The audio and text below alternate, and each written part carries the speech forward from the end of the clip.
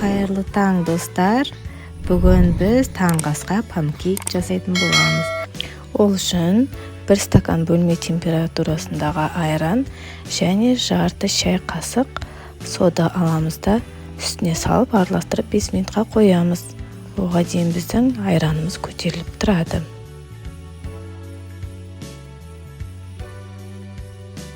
Содан соң 1 тал жұмыртқамызды 2 қасық қантпен жақсылап взбивать етіп аламыз.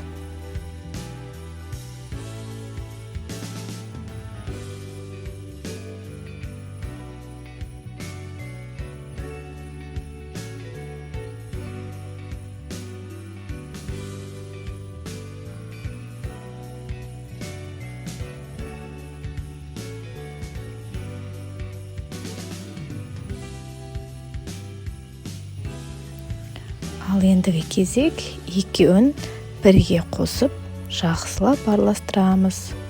Мен миксермен араластырдым. Енді осының үстіне 1 стакан ұнымызды електен өткізіп араластырамыз. 2 ас қасық сұйық май құямыз.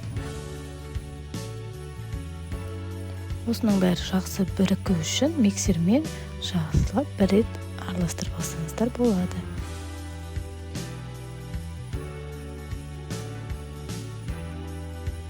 Осы салмамыз дайын болды. Енді осылай қызып тұрған табамызға май қоспай, майламай осылай пісіреміз.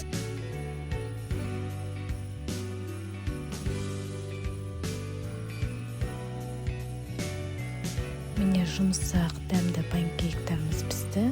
Астарыңыз дәмді болсын. Сіздермен болған Айгүл Сәкенова. Назарларыңызға рахмет.